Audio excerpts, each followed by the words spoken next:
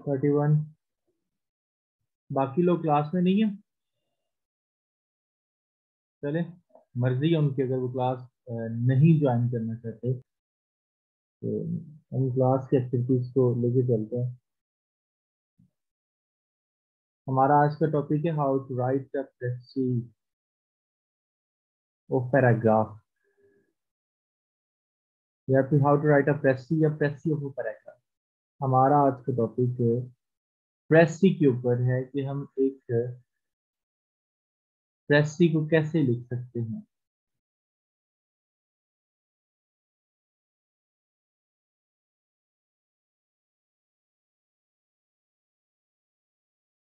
क्योंकि आपकी इंग्लिश के पेपर के अंदर, इंग्लिश कॉम्प्रिहेंसिव के पेपर के अंदर 25 मार्क्स,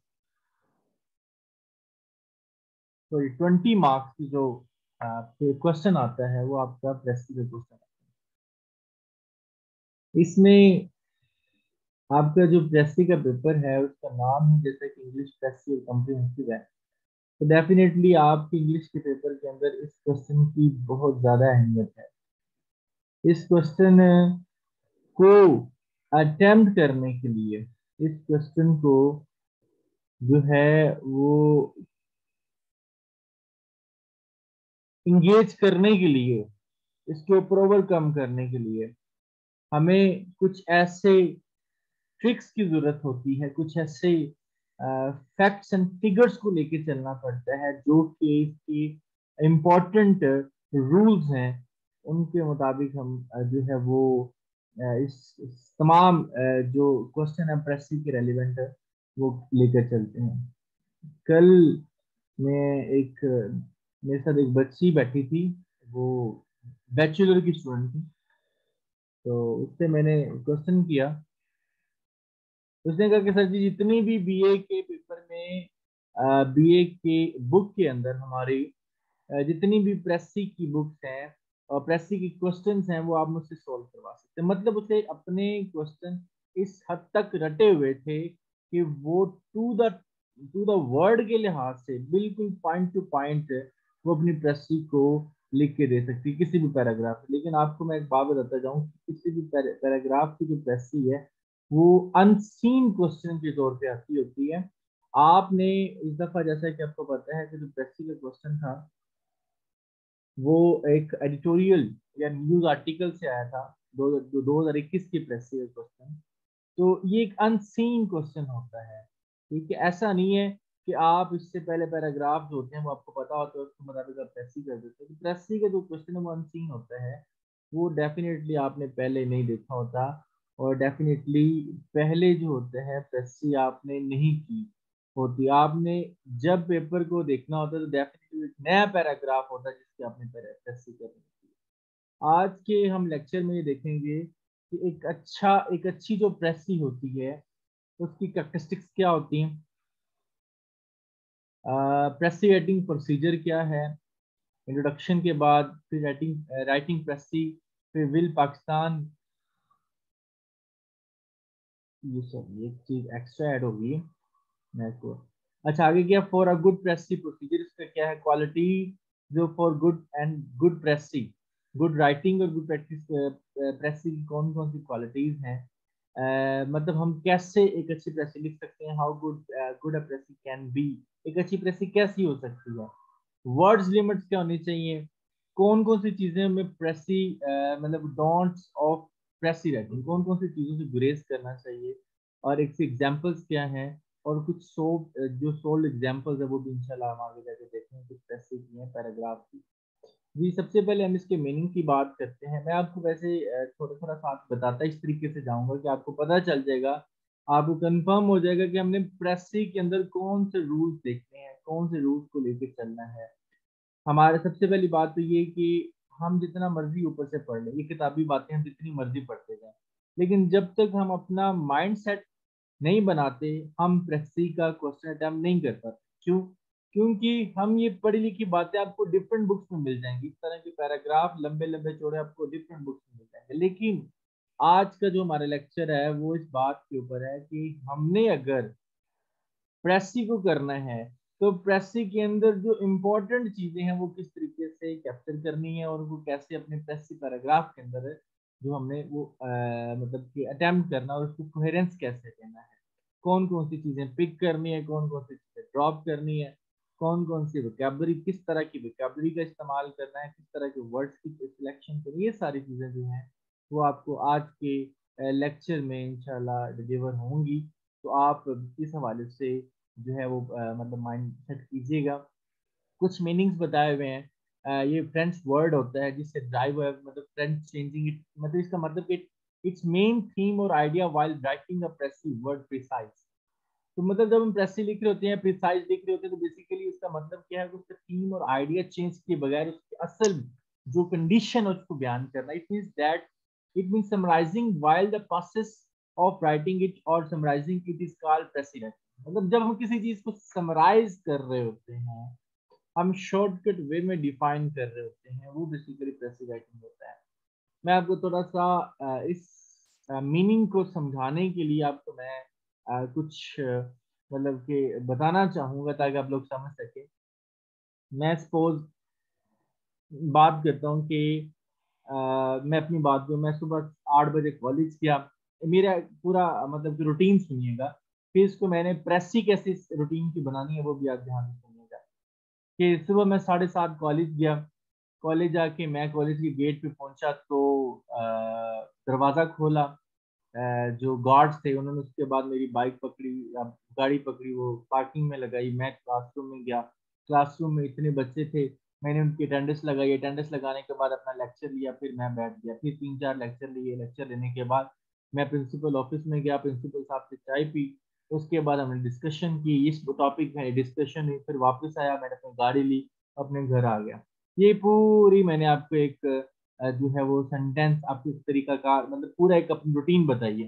लेकिन अगर इसकी मैं प्रेस ही करना चाहूंगा ना इस पूरे रूटीन की, मतलब इसको मैं चाहता हूँ कि आपको पैराग्राफ इस तरह का अगर आ गया है तो मतलब इस तरीके से आप इसको इसको प्रेस ही कैसे कर सकते हैं। तो मैं इंपॉर्टेंट फिगर मेरे क्या क्या है वो ये है कि मैं क्लास में गया, क्लासेस ली, प्रिंसिपल ऑफिस गया, डिस्कशन हुई, और फिर उसके बाद मैं वापस आ गया। ठीक है। अब इसको मैं प्रेस ही करता हूँ कि मैं सुबह कॉलेज गया, कॉलेज जाते ही मैं अपनी क्लास में दाखिल हुआ, और दाखिल होने के बाद अपनी कुछ क्लासेस पढ़ाने के बाद मैं प्रिंसिपल ऑफिस में एक स्पेसिफिक डिस्कशन को करने के बाद अपने घर को रवा दवा हो गया। ये पूरी की पूरी उस तमाम जो हमारा था रूटीन थी, उसको मैंने प्रेसी की हालत में चेंज किया है, प्रेसी की हालत में बदला है। तो बेसिकली ये ही एक प्रोसीजर होता है प्रिसाइज करने का। तो ये जो तमाम चीजें हैं जो आपकी इंग्लिश में लिखा हुआ है, प्रेसी द शॉर्ट समरी होती है। लेकिन जो प्रेसी राइटिंग होती है ना बच्चे याद रखिएगा, इसमें हमेशा जो इम्पोर्टेंट वर्ड्स होते हैं हम उनको जो इम्पोर्टेंट थीम होता है उसका, जो असल उसका आप ये भी कह सकते हैं जो उसका मगज होता है हम उसको निकाल के डिलीवर करने की कोशिश करते हैं। ठीक है, ये बात इम्पोर्टेंट है जो कि प्रेस राइटिंग के लिए बहुत इम्पोर्टेंट है। इसको आप पढ़ लीजिएगा, definitely it will be helpful for you. इसमें प्रेस में क्या क्या चीजें होनी चाहिए, कौन सी होनी चाहिए और कौन सी नहीं होनी चाहिए, वो भी इंशाल्लाह हम आगे जाके डिस्कस करते हैं जी। अच्छा, प्रेस राइटिंग प्रोसीजर क्या है ये वैसे आपको मैंने बता दिया है, लेकिन आप एक दफा जरूर। Precis writing can be consider as an art. एक टेक्निक है, ये एक आर्ट है। It is a subtle way to writing the long passage into crisp and cohesive short paragraph। Crisp form में लिखना और कोहेसिव शॉर्ट पैराग्राफ में लिखना बेसिकली एक टेक्निक है। तो इसको एक दफा आप रीड आउट करेंगे तो डेफिनेटली आपको इंपॉर्टेंट चीजें यहाँ देखने को मिलेंगी। ठीक है, ये सारी चीजें मैं आपसे पहले डिस्कस कर चुका हूँ कि हर our main focus will be on precising from the business corresponding and reporting point of view. अगर कोई पैराग्राफ बिजनेस बिजनेस के ऊपर है तो हमने उसको हाईलाइट किया, अगर किसी और टॉपिक के ऊपर है तो हमने उसको हाईलाइट करना है। ठीक है। अच्छा जी, राइटिंग प्रेसी को मतलब कैसे स्टार्ट कर सकते हैं। Before writing a precis it is important that you take care of a few essential points. The main thing that you need to remember is that before writing a passage, read the passage carefully. For example, आपके पास 600 अल्फाज का एक paragraph है, उस 600 words को आपने इतने ध्यान से पढ़ना है, इतने ध्यान से पढ़ना है कि उसमें मौजूद ज्यादातर डिफिकल्ट अल्फाज का मतलब आपके समझ में आ जाए। डेफिनेटली ऐसा नहीं है, कुछ स्टूडेंट्स ऐसे होते हैं, लेकिन अक्सर स्टूडेंट्स ऐसे हैं जिनको 100% वहां पर मौजूद जो वोकेबलरी है, जो पैसेज के अंदर इस्तेमाल है, उसके बारे में नहीं पता। लेकिन आपकी बार बार जो केयरफुलनेस है, आपकी बार बार जो मतलब कि रीडिंग पावर, रीडिंग स्किल्स हैं, वो आपके पैसेज को अंडरस्टैंड करने में इतना हेल्पफुल होती हैं कि उसमें जो डिफिकल्ट वर्ड्स होते हैं, उन उन वर्ड्स के बिना मतलब जाने काफी हद तक उनको आप उनको समझ पाते हैं। ये बेसिकली इसका प्रोसीजर है। तो इसलिए बार बार इसको पढ़ना चाहिए, ठीक है। जब आप उसका असल थीम जान लेते हैं तो डेफिनेटली आप इसको शॉर्ट इजली कर सकते हैं, आप इसको प्रिसाइज कर सकते हैं, आप इसको कम्प्रीहेंड कर सकते हैं। तो देन चलते हैं, only then you will be able to truly understand the essence of the passage and write it down more concisely। ये सारी चीजें आप एक दफा रीड आउट कर लीजिएगा, definitely it will be helpful and is already discussed in the start of the lecture। चलें जी। For a good practice follow this procedure। मैं थोड़ा सा इसको मतलब कि डिटेल में बयान करने की कोशिश करता हूँ। ये सारी चीजें आप पढ़िएगा, लेकिन जो क्योंकि मैं अपना एक्सपीरियंस शेयर कर रहा हूँ आप लोगों से, मैं आप लोगों को बता रहा हूँ कि हमने प्रेसिंग कैसे लिखनी है। ये सारी चीजें वो हैं जो कि आपको डिफरेंट बुक से मिलेंगी, डिफरेंट सोर्सेज से मिलेंगी। लेकिन इसके बाद जब मैं आपको एग्जांपल्स करवाऊंगा तो definitely it will be different from any other source which you have. तो इसमें हमने क्या करना है कि अच्छी प्रेसिंग लिखने के लिए मैं आपको थोड़ा सा इसका ना तरीकाकार बताता हूँ कि आप एक अच्छी प्रेसिंग कैसे लिख सकते हैं। मेरी सजेशन ये है कि जब आप प्रेसिंग लिखें, एक मिनट होल्ड कीजिए।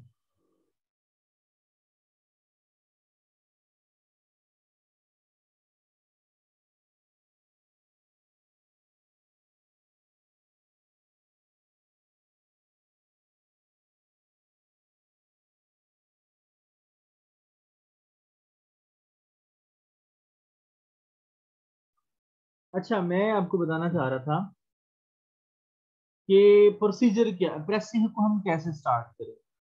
बच्चे, प्रेसिंग सिर्फ 20 नंबर का क्वेश्चन ही नहीं है। प्रेसिंग करने का मतलब ये है, प्रेसिंग को अटेम्प्ट करने का मतलब ये है कि आपकी इंग्लिश राइटिंग के ऊपर कमांड हो चुकी है, आप इंग्लिश राइटिंग को अच्छी तरीके से लिख सकते हैं।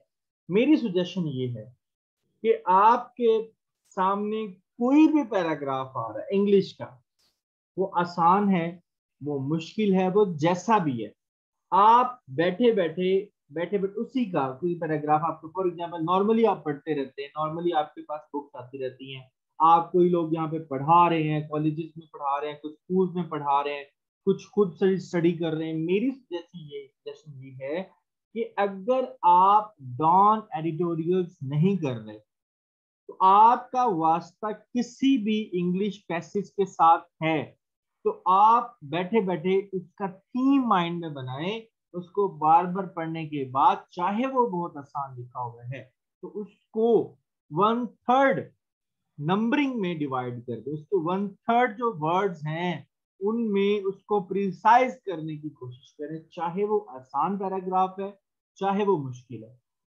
सपोज मैं आपको बताता हूँ कि आपका सब्जेक्ट है बायोलॉजी, आपके पास कोई भी एक पैराग्राफ है, ठीक है।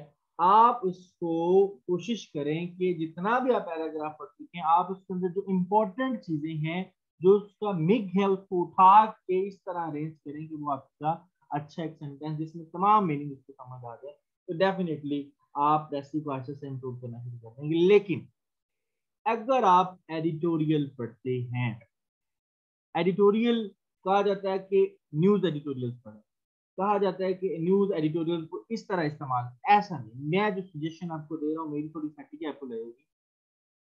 आप न्यूज एडिटोरियल पढ़े, कोई भी अपनी पसंद का पकड़ लें। सपोज आप कोई प्रॉब्लमेटिक एक आपके पास जो है आर्टिकल आ चुका है, तो सोशल आर्टिकल आ चुका है, सोशल प्रॉब्लम के बारे में, suppose low shortage of the electricity के बारे में आपके पास आ गया, या फिर शॉर्टेज ऑफ इलेक्ट्रिसिटी के बारे में, या लो वोल्टेज ऑफ इलेक्ट्रिसिटी के बारे में, सॉरी। तो आप क्या करेंगे, आप इसको पढ़ें। पढ़ने के बाद ये जो प्रोसीजर लिखा हुआ ना, ये आपको मैं बता रहा हूँ, ये सामने जो आपके नजर आ रहा है ना आपको, ये आपको बताया जा रहा है। ये डॉन से पढ़ लें, आप न्यूज से पढ़ लें, द न्यूज से पढ़ लें, ठीक है। आप न्यूज, आप स्टार्ट, मेरा सजेशन है कि आप द न्यूज से करें, ठीक है, क्योंकि उनके एडिटोरियल्स आसान होते हैं, आसान वर्डिंग होती है, लेकिन उसके बाद डॉन पे जरूर आए। अच्छा, अगर आप डॉन से स्टार्ट करना चाहते हैं तो वेल एंड गुड है, आप इसको पढ़ें।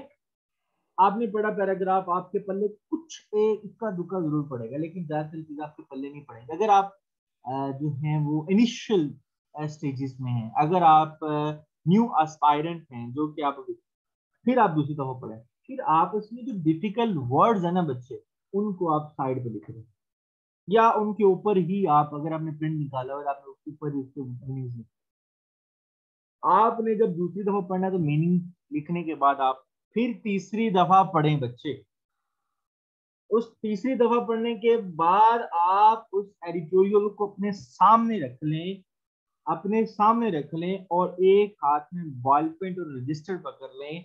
आप उस डॉन एडिटोरियल के ऊपर ऊपर से, पैराग्राफ के ऊपर से देखकर अपना 1/3 हिस्सा प्रेसी का बनाने की कोशिश करें। आपके पास 600 अल्फाज हैं, आपके पास 600 वर्ड्स का पैसेज है।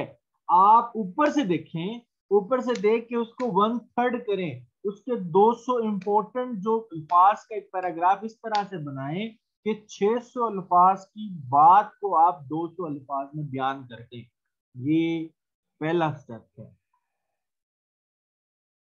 फिर उसके बाद क्या करना, आप आपने देखा, पढ़ लिया, आप उसके बाद ऊपर चेक करने की कोशिश करें खुद, या अपने मेंटोर से चेक करवा लें। आप उसके बाद उस लिखे हुए कपड़े को छोड़ देना है, फिर आपने पैसेज पढ़नी और पैसेज पढ़ना है, जो पैसेज पैसेज जिसकी कर रहे हैं आप, लिखने के बाद फिर पढ़ना है। पढ़ लिया, माइंड में कुछ सेट होगा, फिर आपने जब पांचवी दफा पढ़ना है, तो पांचवी दफा पढ़ के आपने अपना पैसेज, या छठी दफा पढ़ के पैसेज रख देना है। उल्टा करके आपने अपना जो रजिस्टर है, या फिर आपने जिसको हार्ड बोर्ड है, उसको आपने उल्टा करके रख देना, और हाथ में बॉल पेन और जो आपका रजिस्टर है, उस हाथ में पकड़ के बैठ जाना है, और बच्चे शुरू हो जाना है जो जो कुछ आपके माइंड में आ रहा है। लेकिन कोशिश करें कि सीक्वेंस बनाएं, हर गिस सीक्वेंस स्टार्ट में नहीं बनेगा, हर गिस आपका प्रेस जो स्ट्रक्चर है सेंटेंस का, वो अच्छा नहीं बनेगा। हरगिज ऐसा नहीं होगा कि आपको बहुत अच्छी प्रेसी करनी आ जाएगी पहले ही। कम से कम 1.5 से 2 माह, अगर आप हफ्ते में 4 से 5 प्रेसी करते हैं, तो फिर आपके पल्ले कुछ पड़ेगा कि मैं प्रेसी के बारे में कुछ करूं। क्लियर है? ये सारी बातें आपके सामने लिखी हैं, आप इसको इंग्लिश में पढ़ सकते हैं, तो डेफिनेटली जो है वो आप इसमें इम्पोर्टेंट जो चीजें वो डाल सकते हैं। ये भी आप एक दफा रिव्यू लीजिएगा।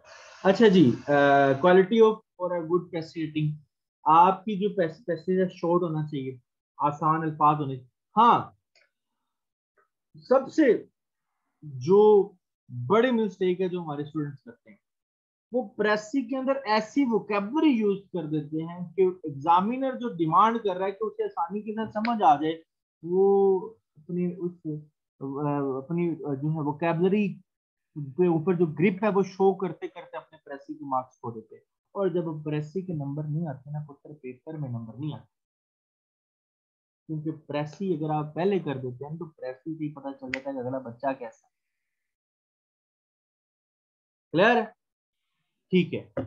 आपकी प्रेसी ऑब्जेक्टिव होनी चाहिए, उसमें ऑब्जेक्टिविटी होनी चाहिए, उसमें आपने इंपॉर्टेंट जो पॉइंट्स हैं, थीम्स हैं, उसको आपने कैप्चर करना। ऑब्जेक्टिविटी का मतलब होता है उसमें जो इंपॉर्टेंट मवाद है ना, उसको क्लिक करना।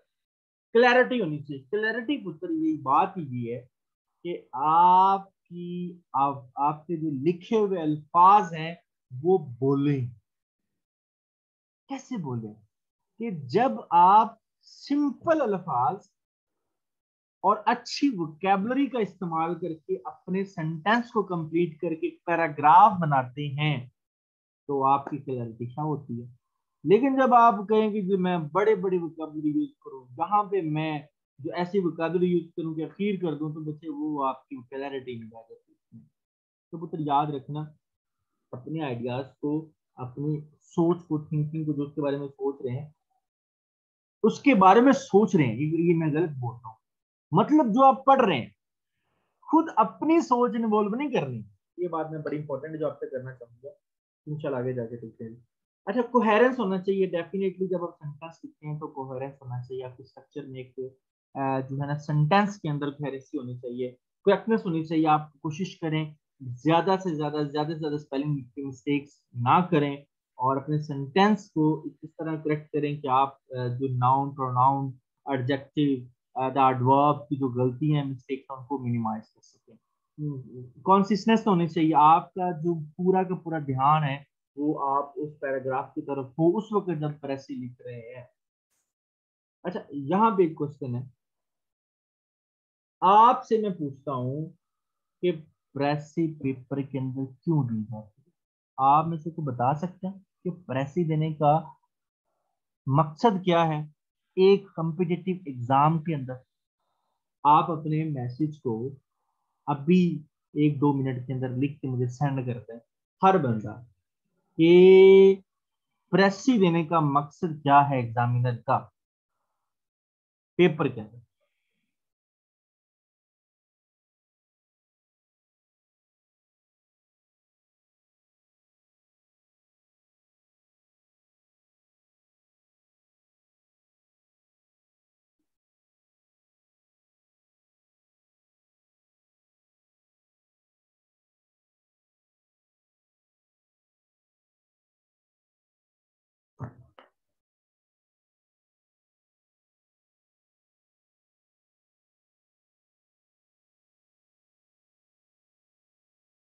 जैनब का एक आंसर आया है, सेटिस्फाइड आंसर है उसका। तो करना कि स्टूडेंट के डिपार्ट ऑब्जर्व नहीं है। हीरा, इसमें कुछ मॉडिफिकेशन हैं चाहिए, लेकिन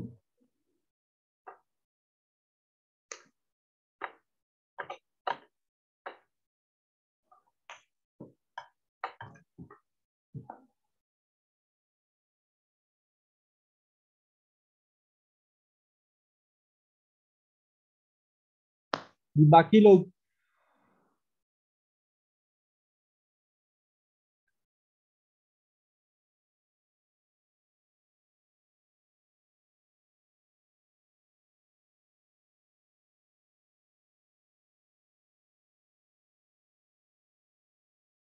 कशमाला नहीं, आई डोंट।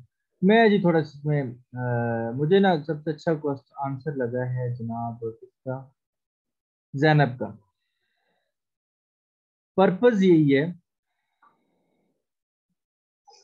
कि सिचुएशन को हैंडल कर सकता है या नहीं ऑन टाइम। ये बच्चे बिल्कुल, मैं इस बात से थोड़ा सा मुतफिक इसलिए होता हूँ कि आप सीएसपी ऑफिसर बन रहे हैं, आप सपोज एडमिनिस्ट्रेटिव सर्विसेज में चले जाते हैं, पीएएस में चले जाते हैं, आपके पास एक केस आ चुके हैं। मेरी बात सुन रहे हैं आप लोग? मौजूद हैं क्लास में? शाबाश, अटेंडेंस दें सारी अपनी, जल्दी करें, अपनी अटेंडेंस दें।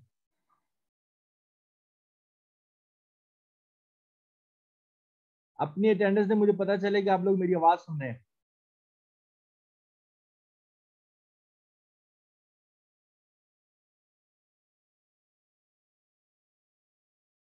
5, 22, 19, 3। बाकी लोग नहीं है ना क्लास में? ईमान फातिमा भी आई है, पूरी क्लास गुजर चुकी है। ये मैं अब आप लोगों की क्या अल्फाज यूज करूं? 27, 5, 22, 19, 3। बाकी लोग मुझे पता है जस्ट वीडियो ऑन करके आगे पीछे हो चुके हैं, बहुत गलत बात है। आप एसी लग चुके हैं, असिस्टेंट कमिश्नर, अल्लाह आपको लगाए, आपके पास एक केस आ चुका है, उस केस में एक टीम जो गलत है, जिसका स्टेटस उस पूरे के पूरे अफेयर में गलत है, लेकिन आपकी सोच के मुताबिक, आपकी थिंकिंग के मुताबिक, आपकी लाइकिंग और डिसलाइकिंग के मुताबिक वो गलत टीम ठीक है। मतलब वो रूल्स के मुताबिक गलत है, लेकिन आपका जो अपनी थिंकिंग है, लाइकिंग और डिसलाइकिंग, सपोज मैं अगर बात करता हूँ कि आप बड़े मॉडिफाइडर हैं, ठीक है, उनका कोई पर्सनल मसला ऐसा है जो कि घरेलू मामलात में से, जो कि जागीरदारी निजाम में आपको पता है कि लड़की को बड़ा समझा जाता है, उनका कोई लड़की का मसला, लेकिन आपके मुताबिक वो मसला बिल्कुल उसकी ऑपोजिट है। सपोज के चलिए अब मैं एग्जांपल चेंज करता हूँ, डेफिनेटली इसमें गर्ल्स भी हैं, तो मैं मतलब वहां पर आप उस गलत को सही इसलिए नहीं कह सकते कि आप की लाइकिंग उसमें है, या फिर दूसरी जो टीम बी है वो सही है, लेकिन आपके मुताबिक, आपकी जो थिंकिंग और सोच के मुताबिक वो टीम सही नहीं है।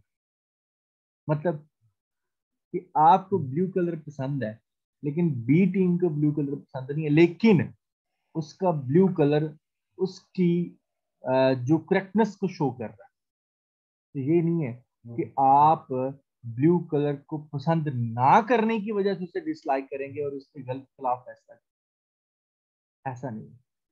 अब ये है कि आपको रेड पसंद है लेकिन रेड वाले हैं गलत, ऐसा नहीं है कि आप अपनी लाइकिंग की वजह से रेड को सपोर्ट करेंगे। तो याद रखना कि आपने अपनी लाइकिंग और डिसलाइकिंग को और अपनी अजम्पशंस को, अपनी सोच को इकट्ठा करके शॉपर में डाल के साइड पे रख देना है, और फिर उस फैसले को सोचना है कि इन दोनों में गलत क्या है, सही क्या है।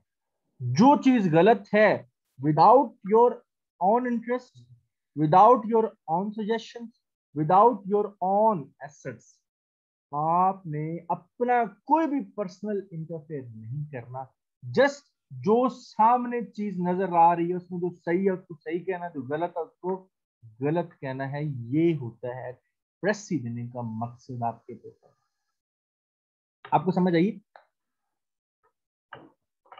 आपको समझ आइए कि मतलब आपने अपनी लाइकिंग डिसलाइकिंग नहीं जोड़नी, आपने अपने पर्सनल अफेयर्स को इंटरलिंक नहीं करना, आपने कोशिश करनी है कि जस्ट जो सामने पैराग्राफ आपको दिया हुआ है जस्ट उसके मुताबिक ही आंसर करें। सपोज इमरान खान के बारे में एक पैराग्राफ आ गया, उनकी डेमोक्रेसी के जो सिनोरस के बारे में आ गया, तो इसका मतलब आप नवाज शरीफ के साथ हैं तो आप इमरान खान को वहां पे उस सेंटेंस के अंदर बुरा भला कहेंगे, अपने पेप्सी के अंदर गलत होगा। आप तब शहबाज शरीफ के साथ या नवाज शरीफ के साथ भी है ना, तो आप अपनी उस लाइकिंग डिसलाइकिंग को साइड पे रख के, जो पैराग्राफ में चीज अगर एनर्जी प्रॉब्लम्स को सोल्व करने की बताई है तो आप एनर्जी प्रॉब्लम को सोल्व करने की ही बताएंगे, और उस मुताबिक बताएंगे जिस मुताबिक पैसेज में बताया हुआ है, लेकिन उसको प्रिसाइज प्रेसी के अंदर। मैं आपको नेक्स्ट बता दूं, थोड़ा सा नेक्स्ट हम चलते हैं जी।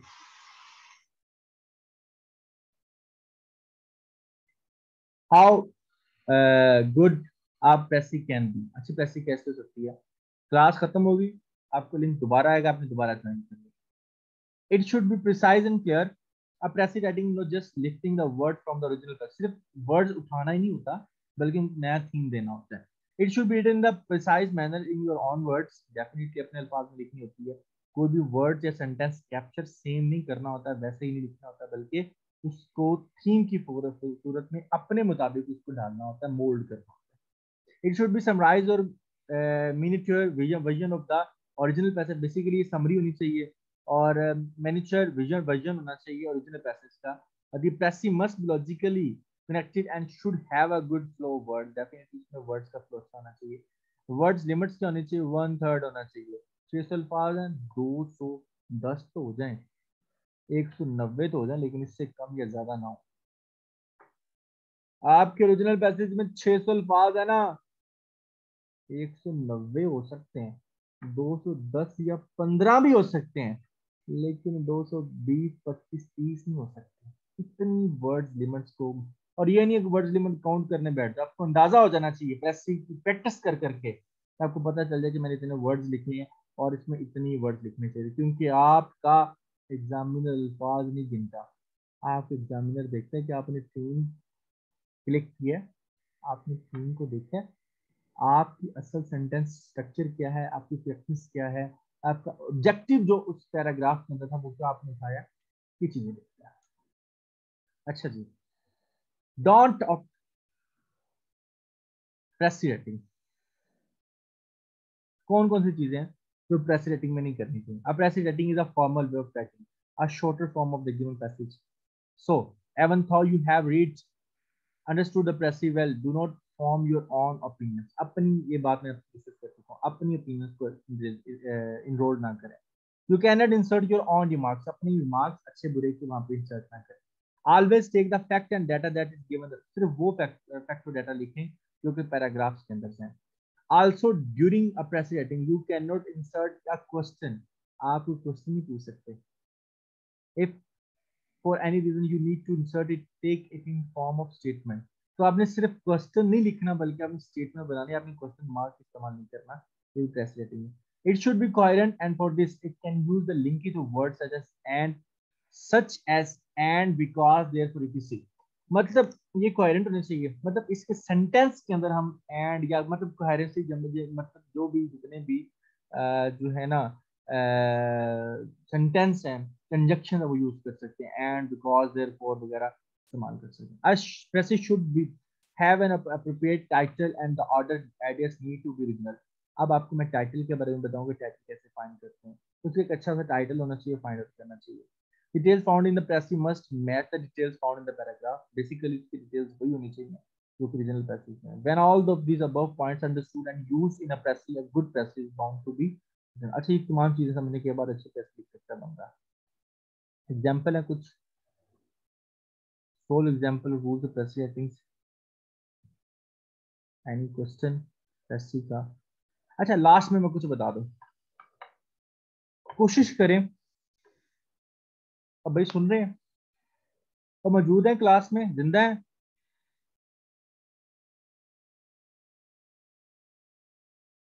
चलें, कोशिश करें प्रेसी के अंदर डेट्स मेंशन ना करें, प्रेसी के अंदर एग्जाम्पल्स मेंशन ना करें, प्रेसी के अंदर आपका कोई भी, आपकी कोई भी कोटेशन शामिल ना हो, आपको कोई भी ऐसा जो है एग्जाम्पल शामिल ना हो जो कि आपकी रेलिवेंट हो.